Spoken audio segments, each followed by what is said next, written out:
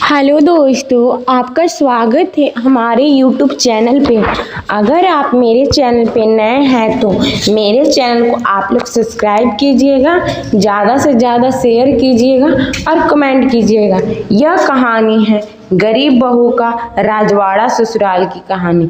बहुत समय पहले की बात है। एक छोटे से गांव में राधा नाम की एक सीधी सादी लड़की रहती थी। उसका परिवार बहुत गरीब था।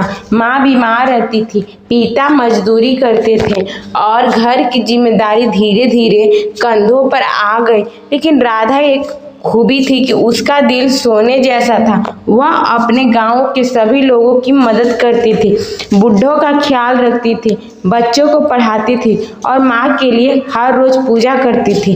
राधा की सादगी, सेवा भाव और संस्कारों की चर्चा पूरे गांव में होती थी।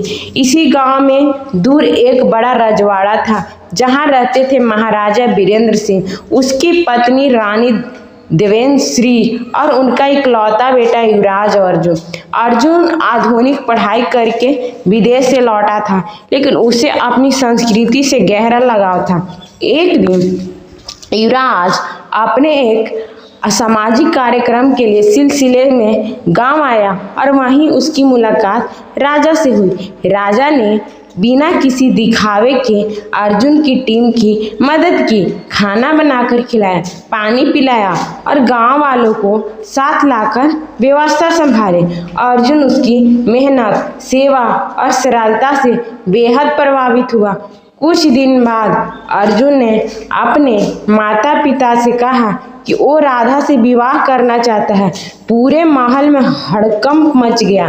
एक गरीब लड़की जिसे ना कोई रॉयल एजुकेशन मिली थी, ना ही शाही रहन सहन अनुभव, क्या वो राजमहल की बहू बन सकती थी।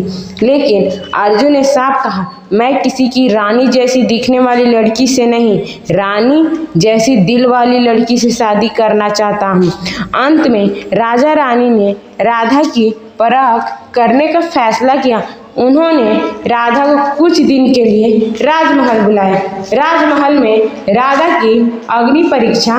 महल में राधा को कुछ कठिन परिस्थितियों से गुजरना पड़ा। वहाँ की बहुएं और दासियां उसे नीची नजरों से देखती थी। राजसी भोजन, उठने बैठने का ढंग, बोलचाल, हर चीज में राधा को टोका गया, लेकिन राधा ने कभी गुस्सा नहीं किया। वह मुस्कुरा कर सबकी बातें सुनती और अपनी मेहनत से सभी का दिल जीतने की कोशिश करी। एक दिन महल में अचानक बड़ा संकट आ गया।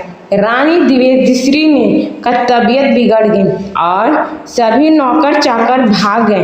राधा ने रात भर रानी की सेवा की, उनके लिए आयुर्वेदिक काढ़ा बनाया, माथे पर पाटियां रखी। अब तक ना सोई जब तक रानी ठीक ना हुई। सुबह तक रानी की आंखें खुली तो राधा को पास बैठकर देखकर उनकी आंखें नम हो गई। उन्होंने राधा का हाथ थामा और कहा, तू सिर्फ इस घर की महल की बहू नहीं, तू इस पूरे राजवाड़े की रानी बनने लायक हो।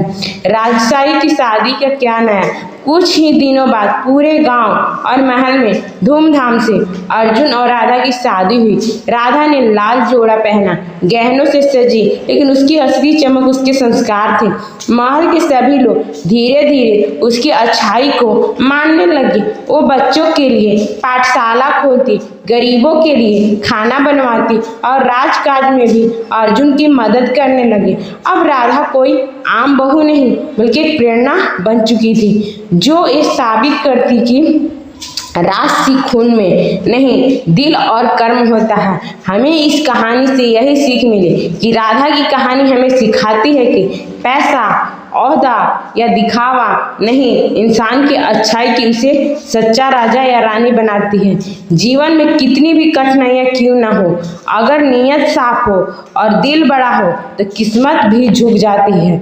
अगर कहानी अच्छी लगी है तो मेरे चैनल को आप लोग जरूर सब्सक्राइब कीजिएगा और ज़्यादा से ज़्यादा शेयर कीजिएगा और कमेंट कीजिएगा। आप लोग के लिए ऐसी ही मज़ेदार कहानियाँ बनाती रहूँगी। धन्यवाद दोस्तों।